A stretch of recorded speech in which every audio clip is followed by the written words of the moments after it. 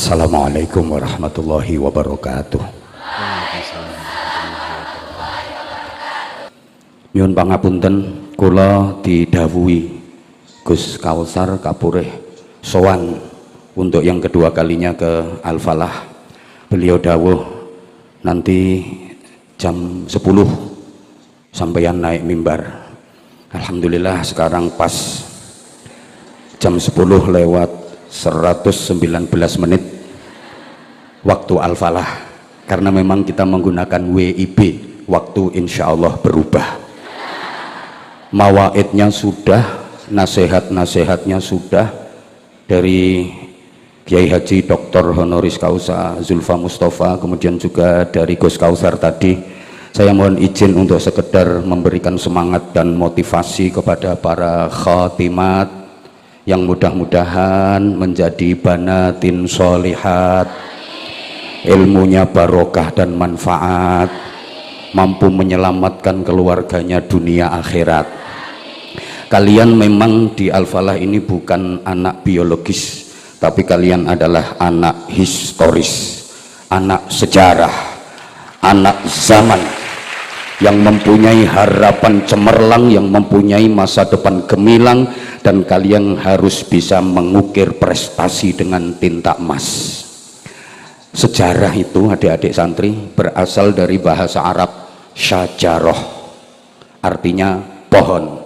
Tapi karena lesannya orang Indonesia itu susah mau ngomongin syajaroh, ya diomong sejarah.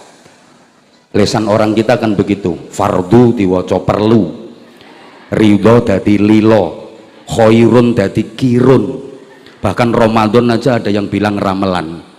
Ini orang kita, syahadatain dibaca sekaten, kalimah syahadah dadi kalimosodo. Jadi sejarah itu aslinya bahasa Arab syajaroh, artinya pohon. Pohon apapun pasti mengalami 3 fase, 3 tahapan. Pertama fase tunas, kedua fase puncak, dan yang ketiga fase tumbang. Tunas, puncak, tumbang, tukul, medit, ambruk, kebangkitan, keemasan, kehancuran, perintis, penerus, pewaris. Maka sejarah itu memiliki 3 kekuatan yang masing-masing mewakili zamannya. Ada masa lalu, ada masa kini, dan ada masa depan. Dulu, sekarang, dan nanti. Telah, sedang, dan akan. Maldi, hal, mustaqbal. First time, present time, and next time. Masing-masing ada wakilnya. Masa lalu diwakili oleh generasi tua, masa kini diwakili oleh generasi dewasa, masa depan diwakili oleh generasi muda. Maka dalam bahasa sejarah, siapakah orang tua? Orang tua adalah manusia masa lalu yang masih tersisa di masa kini, yang sudah tidak banyak harapan di masa depan. Siapakah orang dewasa? Orang dewasa adalah manusia masa kini yang sudah mulai lupa dengan semangat dan idealisme masa lalunya, tapi sudah tumpul jika diajak bicara soal masa depan. Sedang kalian adalah anak muda. Siapa anak muda? Manusia masa depan yang sudah hadir di masa kini, tapi belum banyak beban dan pengalaman di masa lalu. Syubbanul yaum rijalul ghad. Pemuda hari ini, pemudi hari ini adalah tokoh di masa depan. Maka masing-masing punya karakter.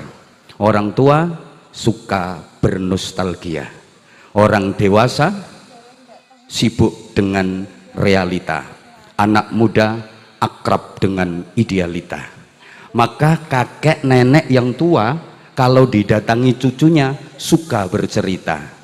Ayah ibu yang dewasa kalau anaknya minta sesuatu alasannya sibuk kerja. Sedangkan anak-anak paling suka kalau ditanya cita-citanya mau jadi apa. Tokoh tua, bentar, iki ngarangi suwe iki. Tokoh tua sibuk menulis biografi. Tokoh dewasa sibuk berprestasi, menduduki kursi, mempertahankan posisi, kalau perlu koalisi dan korupsi. Sedangkan tokoh muda pandai berorasi, rajin demonstrasi, bahkan ada yang ahli caci maki. Ini bahasa sejarah. Maka kalau kita bicara soal masa depan, itu kira-kira untuk generasi tua, untuk generasi dewasa, apa untuk generasi muda? Kurang semangat. Kalau kita bicara masa depan itu kira-kira untuk generasi tua, untuk generasi dewasa, apa untuk generasi muda? Betul. Masa depan itu bukan untuk generasi tua, bukan untuk generasi dewasa, tapi untuk generasi muda. Maka para sesepuh kita dulu itu luar biasa dalam mendidik anak cucunya. Para sesepuh kita punya filsafat hebat. Orang tua-tua kita dulu itu suka memagari kampungnya dengan pohon bambu. Nuwun sewu Bapak Ibu wali santri mungkin tasik kemutan. Zaman sien tiang sepuh niku remen mageri kampungnya pakai pohon bambu. Ini pelajaran untuk anak cucu. Karena dalam rumpun bambu tersimpan 3 kekuatan sejarah yang berjamaah dan terpadu dalam satu komposisi. Dalam rumpun bambu itu ada bambu tua, ada bambu dewasa, ada bambu muda. Bambu tua namanya tunggak, bambu dewasa namanya pring, dan bambu muda namanya bung. Maka dulu bangsa Indonesia ketika menatap masa depan, ingin merebut dan meraih kemerdekaan, yang diajak berjuang bukan generasi tua, bukan generasi dewasa, tapi generasi muda. Maka yang diseru bukan tunggak, bukan pring, tapi bung. Makanya ada lagunya, mari bung rebut kembali, bukan mari pring. Apalagi mari tunggak rebut kembali, enggak, tapi mari bung rebut kembali. Sehingga dulu pada masa pergerakan bangsa kita itu kaya dengan bung-bung bangsa. Ada Bung Karno, ada Bung Hatta, ada Bung Syahrir, ada Bung Tomo, dan ada Bung Anwar Zahid. Artinya begini, kalian ini bung. Kalau tadi Gus Kausar dawuh generasi ketiga ini ujian berat, betul sekali. Dari tunggak ke pring, bung, itu generasi ketiga. Bung itu kalau pengen sukses, dia harus menetapi 3 sifat. Kalau bung itu pengen sukses, maka kalian kalau punya sifat-sifatnya bung yang 3 ini, pasti kalian akan sukses. Kalian akan menjadi solusi dan kalian akan mampu menjawab tantangan masa depan. Harus mempunyai 3 sifatnya bung. Apa saja? Pertama, bung itu tegak dan runcing, jejeg tur lancip. Kalau ada bung yang bengkong dan tumpul, wis bengkong ketul, itu bukan bung harapan tapi bung ancaman. Biasanya terus dipotong, terus disayur, dimasak, masuk perut, dinam, keluar dari rai gedek. Karena dia bengkong dan tumpul, maka bung itu harus tegak runcing. Artinya jejeg lancip, kalian itu harus idealis dan kritis, punya himmatun aliyah, cita-cita yang tinggi. Jangan mudah puas dengan pencapaian, jangan mudah puas dengan hasil yang dicapai. Karena bung berarti kalian harus jadi generasi yang perintis, bukan sekedar pewaris, yang pelopor bukan pengekor, yang penggerak bukan penggertak, yang punya karakter, bukan yang karaten, yang luar biasa, bukan yang biasa di luar, yang ahli zikir, bukan yang suka kentir, yang ahli Quran, bukan yang tukang pacaran, yang beradab, bukan yang biadab, yang terpelajar, bukan yang kurang ajar, yang bisa hidup dengan realitas, bukan sekedar membanggakan fasilitas. Ngene iki angel, ngene iki gambok tepuk tangan. Ini yang pertama. Kemudian bung yang kedua, sifatnya apa? Sebentar ya, ini tadi udah bisa difahami yang pertama. Ya, makanya tadi disampaikan himmatun aliyah. Dawuh Gus Kausar tadi, alfiyah itu baru permulaan untuk langkah-langkah besar kalian selanjutnya. Sehingga pesan saya, jangan pernah merasa sudah khatam alfiyah, tapi harus dianggap sebagai baru khatam alfiyah. Karena sudah khatam dengan baru khatam itu konotasi dan esensinya berbeda. Kalau sudah khatam itu kesannya merasa cukup, udah nggak butuh tambahan lagi. Tapi kalau baru khatam masih butuh tambah dan butuh tambah. Kayak gini, sampean punya duit sudah 10 juta sama punya duit baru 10 miliar. Seneng mana? Kedonyan. Kalau duit sudah 10 juta itu kebanyakan. Duitku wis 10 juta kakean, aku wis khatam alfiyah. Akhirnya ya merasa sudah, gak butuh tambahan lagi. Lupa daratan, lupa diri, bangga rumangsane wis mentok, wis ngalim-ngalimah. Ngapunten, beda dengan baru. Aku baru hafal saja, belum sampai pada tingkat pemahaman, dan seterusnya dan seterusnya. Gitu. Sama Bapak Ibu wali santri, berat ringannya mendidik anak itu tergantung anggapan panjenengan. Panjenengan punya anak sudah 2 sampun kalih niku abot, beda karo panjenengan kagungan anak 6B14 enteng niku, tambah 2 lusin mana saya sanggup. Loh iya, saya baru khatam alfiyah, nanti dipraktek nih gue mau kitab wis iso bener temen apa urung, ngono lho. Wes engko tak terangno nek waktune cukup, ini masih 5 menit. Yang kedua, sifatnya bung itu dia pengen melampaui siapa saja. Jangankan tunggak yang sudah rapuh, pring yang sudah tinggi menjulang ingin dilampaui, itu bung. Jadi dia punya cita-cita yang luar biasa, harus bisa melampaui. Bukan hanya generasi tua tunggak tadi, tapi generasi dewasa pun pring yang sudah tinggi menjulang kudu iso disalib. Makanya kalian harus dinamis sekaligus kreatif. Ya kerja keras, ya kerja cerdas, ya kerja ikhlas. Makanya butuh 3 ilmu secara terpadu, yang itu adanya hanya di pondok pesantren. Ilmu dini atau ilmu agami, ilmu profesi, kemudian ilmu kreasi.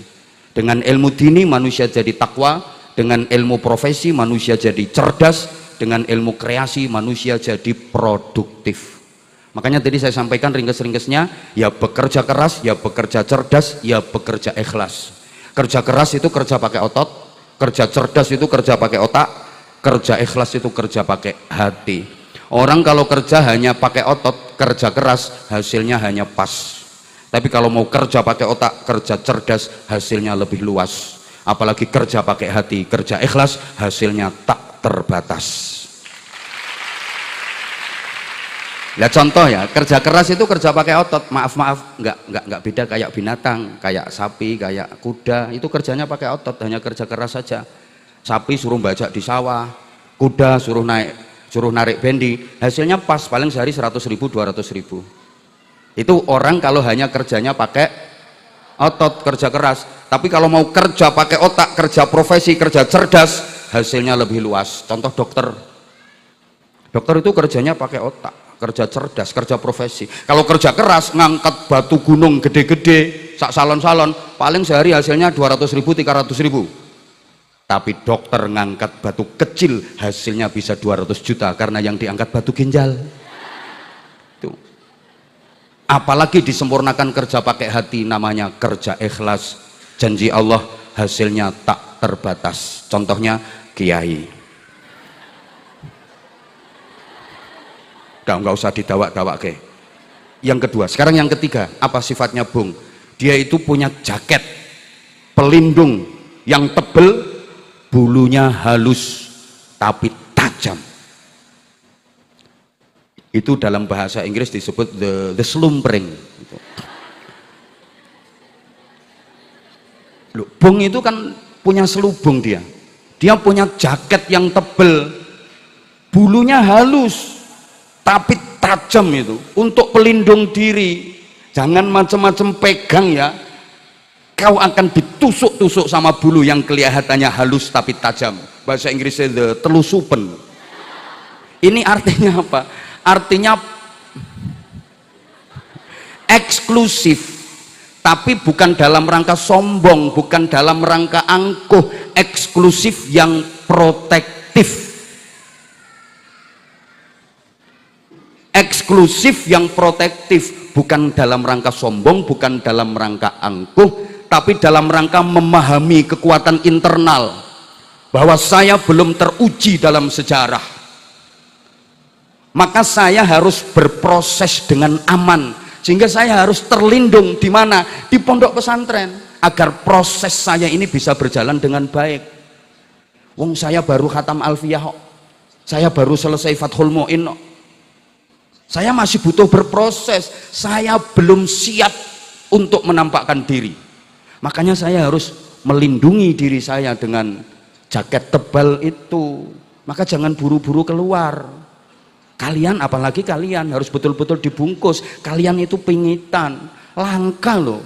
Cewek di zaman seperti ini hafal Alfiyah langka. Maka beruntung banget Bapak Ibu yang putri-putri penjenengan ini calon bidadari surga.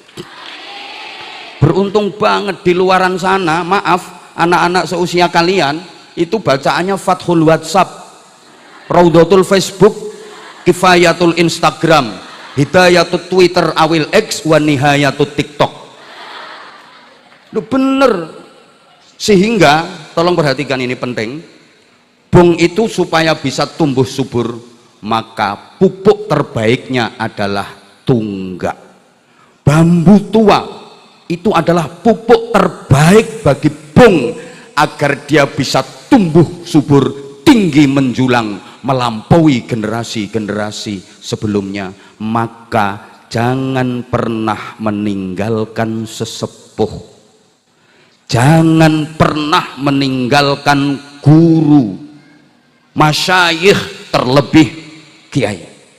Demi Allah, tanpa restu, doa dan ridho dari Fadilatil Mukarram wal Mu'azzam Romo Kiai Haji Nurul Huda Jazuli, tanpa restu, doa dan ridho dari Fadilatil Mukarramah Bunyai Hajah Lailatul Badriyah, setinggi apapun ilmumu nggak akan pernah manfaat dan barokah. Allahumma sholli ala Muhammad. Saya menggarisbawahi apa yang didawuhkan oleh Gus Kausar tadi. Jadi bung ini tantangannya luar biasa. Bisa nggak dia nanti tumbuh subur? Bisa nggak dia nanti tinggi menjulang? Jangan-jangan gidaan wong penyet, atau bahkan dikerokoti garangan, nggak jadi prank. Loh, ini tantangan yang luar biasa. Maka nuwun sewu, kesuksesan kalian saya yakin tidak lepas dari mujahadahnya orang tua kalian. Saya ucapkan selamat untuk Bapak dan Ibu wali santri yang putra-putrinya malam ini dikhatami. Kesuksesan ini adalah kesuksesan panjenengan juga. Ini wajib disyukuri karena merupakan nikmat yang sangat utama. Saya ingat dawuhnya Imam Mutawalli Asy'arawi bahwa nikmat itu ada 4. Kalau Bapak Ibu diberi harta yang melimpah jadi orang kaya raya, itu ternyata adnan ni'am, nikmat yang paling rendah, si'atul mal. Jadi wong sugih itu nikmat yang paling asor, nikmat yang paling rendah. Wa a'lan ni'am, nikmat yang paling tinggi adalah al-afiyah, diberi kesehatan zahir batin. Wa afdalun ni'am solahul abna, nikmat yang paling utama adalah mempunyai anak yang solih-solihah seperti kalian. Ini afdalun ni'am, nikmat yang paling utama. Halo? Wa atammun ni'am, nikmat yang paling, wa tamamun ni'am adalah huwa ridallah subhanahu wa ta'ala. Nikmat yang paling sempurna adalah mendapatkan ridha Allah subhanahu wa ta'ala. Saya katakan sukses buat Bapak dan Ibu wali santri karena nggak ada ceritanya anak hebat tanpa ada peran dari orang tua, tanpa ada mujahadah dari orang tua. Kalau tadi adik-adik didhawuhi sama Gus Kausar bagaimana perjuangannya Mbah Yai Jazuli bersama Mbah Yai Rodia, bagaimana perjuangannya Mbah Yai Osman, maka layak kalau melahirkan generasi-generasi yang luar biasa. Saya teringat satu dawuh dari seorang tabi'in, beliau kelompok tabi'in, namanya Ahmad bin Munkadir. Ini dalam tafsir Baghawi ketika menafsiri wa kana abuhuma sholihah, dijadikan ibarah catatan juga oleh Ibnu Rajab dalam Jami'ul Ulum wal Hikam. Beliau memberikan catatan innallaha la yuslihu birrajuli waladahu wa walada waladihi wa qaryatahu allati huwa fiha wad dawirat allati haulaha fama yazaluna fi hifdzillah wa sitrih. Sesungguhnya Allah memperbaiki dan mensukseskan anak dan cucu-cucu itu birrajuli, karena kehebatan orang tuanya, karena kehebatan kakeknya, sehingga anaknya, cucu-cucunya jadi hebat. Makanya kalau Gus-Gus Ploso ini alim, saya sama sekali gak ngumun blas gak ngumun. Justru saya yang gumun itu kalau Gus-Gus Ploso gak alim, aneh. Jadi kalau Gus Kausar alim viral, serang gumun blas aku. Serang gumun blas, wong ya wis ngakoni. Penikmat, pewaris. Ya sing hebat yo Mbah Yai Huda, Mbah Yai Jazuli, Gus Kausar, karek nampa hadiah. Tapi perjuangannya juga luar biasa gitu loh. Mulane ndak ada ceritanya.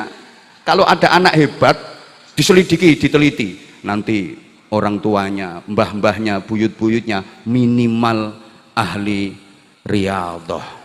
Allahumma sholli ala Muhammad.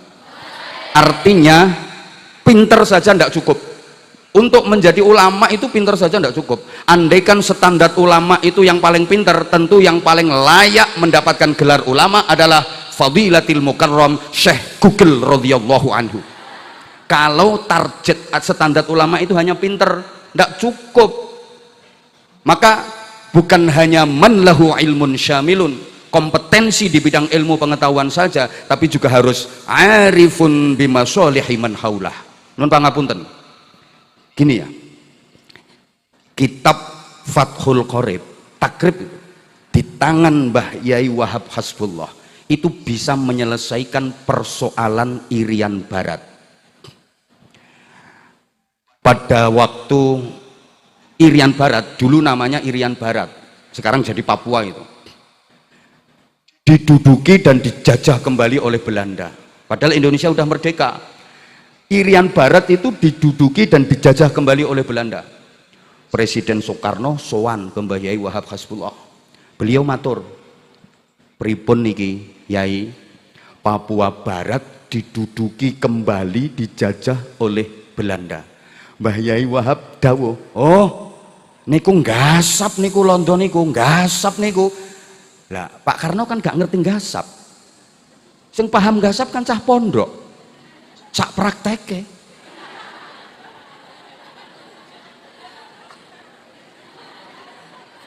Lah karena nggasap di pondok itu sudah jadi tradisi, maka sekalian dirangkul jadi budaya. Loh, saya ketika ditanya, "Bah, gimana hukumnya nggasap bagi santri di pondok?" Tak jawab ngene, nggasap kanggone santri pondok, khusus santri pondok ya, bukan di luar pondok. Kuwi padha karo telek cecek sing nyemplung nanggone banyu sing luwih teko 2 kulah. asal nggak taghayyara ahadu awsafihi min ta'min aw launin aw rihin bimutanajjisin tahdutsu bih la ba's. Sing penting telek ceceke aja nganti sak karung. Lho gasapmu bendino kuwi berarti telek ceceke sak karung ya taghayyar akhire. Iki sing kulino gasap seneng ya untuk dalil iki. Kemarin pas ten pondok Al Badrul Falah kan saya sampaikan wong santri diwulang kiyaine bab tahrimul ghasab. Al ghasabu minal kabairi, al ghasabu utawi gasap iku minal kabairi, tetep setengah saking jumlahe pira-pira dosa gede. Dadi gasap kuwi dosa gede ya le. Santrine mantuk kabeh. Mantuk kabeh. Kiyaine selesai ngajar mudun sandale ilang. Sing gasap ya santri sing paling mantuk-mantuk. Tetapi mergo pondok niku barokai. Lho santri sing gasap sandale kiai ini mulai duwe pabrik sandal. Pak Karno mboten paham gasap niku napa. Akhirnya tanya ke Mbah Yai Wahab. Lajeng sakniki pripun langkah yang harus saya tempuh? Dawuh Mbah Wahab, ajak mereka berunding. Ajak Belanda berunding. Pak Karno takon, apakah dengan berunding masalah bisa selesai? Dawuh Mbah Wahab, tidak mungkin bisa selesai. Nah, mumet toh Pak Karno. Wong tidak mungkin bisa selesai kok dikongkon berunding. Nuwun sewu, Yai, kalau tidak mungkin bisa selesai, kenapa harus berunding? Ngeten nggih, Pak Presiden. Agama itu ada tobakat, ada eskalasi, ada tahapan-tahapan yang harus dilalui. Udah, pokoknya ajak mereka berunding. Akhirnya Pak Karno ngutus delegasi yang dipimpin oleh Subandrio mengadakan perundingan dengan Belanda. Ringkes cerita, perundingan itu gagal, tidak membuahkan hasil. Nah, Pak Karno matur ten Mbah Yai Wahab, Yai nyuwun pangapunten, perundingan boten berhasil. Dawuh Mbah Wahab, lah kula lak ampun matur, tidak mungkin berhasil. Lah lajeng sekarang pripun? Mbah Wahab dawuh, akhadhahu qahran, ambil dengan paksa. Kemudian Pak Karno menyiapkan pasukan Trikora yang dengan gagah berani menyerang Belanda yang menduduki Papua Barat, dan Belanda berhasil diusir. Papua Barat kembali ke pangkuan Indonesia. Setelah peristiwa itu selesai, Pak Karno sowan ten gene Mbah Yai Wahab, matur suwun Yai, taktik jenengan luar biasa. Dengan diajak berunding, akhirnya parlemen Belanda itu pecah kongsi jadi dua, sehingga amunisi senjata yang dikirim Belanda ke Papua Barat sangat minim. Belanda kekurangan senjata, berhasil kita lumpuhkan, kita usir dari bumi Papua. Papua bisa kita rebut kembali. Resep jenengan niku nopo Mbah Yai? Dawuhe Mbah Yai Wahab, Fathul Qorib. Loh, Fathul Qorib di tangan Mbah Yai Wahab bisa menyelesaikan masalah Papua Barat. Lah nek di tanganmu? Ayo coba. Loh, itu baru Fathul Qorib, belum Uqudul Lujen. Apa maneh Qurratul Uyun. Itu kan kitab yang menerangkan cara menempatkan posisi kaki di malam pertama. Kuwi nek dipraktekno londo iso kejang-kejang.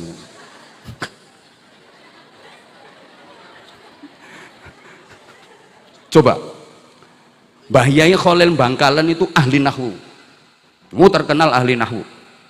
Nah ini cerita pas di daerah Bangkalan itu lagi panen raya semongko. Juragan-juragan semongko itu pada sumpek karena semongkonya yang di sawah yang lagi panen itu dicolongi sama maling. Pokoknya wis wayahe manen dicolongi maling. Akhirnya juragan-juragan semongko ini sowan ke Mbah Yai Khalil. Ketika itu Mbah Yai Khalil lagi ngajar santri junior kitab Jurumiyah, pas nerangno bab fi'il fa'il. Mbah Yai Khalil mulang, Qoma Zaidun, bareng tirone. Sekali lagi.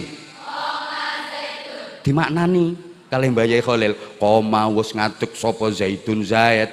Pas kira-kira ada 15 juragan-juragan semongko itu sowan. Wadul, Mbah Yai nuwun sewu nyelak sak antawis. Ya napa? Niki wayahe panen semangka. Tapi tenggene saben niku semangka dicolongi maling. Spontan Mbah Yai Khalil dawuh, wiridna engko bengi bar maghrib karo bar isya lha iku pas mari asar. Bar maghrib karo bar isya, bar salat maghrib, bar salat isya wiridna ping 33 koma zaitun. Ayo thariqah apa ning donya iki sing wiridane koma zaitun. Juragan-juragan semangka iki saking mantepe. Dadi ba'da maghrib sama ba'da isya wiridan liyane pending kabeh. Ganti koma zaitun, koma zaitun, koma zaitun, koma zaitun, wer koma zaitun, koma zaitun, koma zaitun. Besok siang pagi besok pagi mereka ke sawah. Ternyata di sawahnya juragan-juragan semangka itu akeh wong sing ngadeg mondong semangka, ora iso mlaku, ora iso ndodok. Ngadeg dadi patung karo mondong semangka, kenek hawane koma. Mergo sing maca sing ijazahi Mbah Yai Khalil. Lha nek sing ijazahi bapakmu dadine malah koma zakarun paling kok.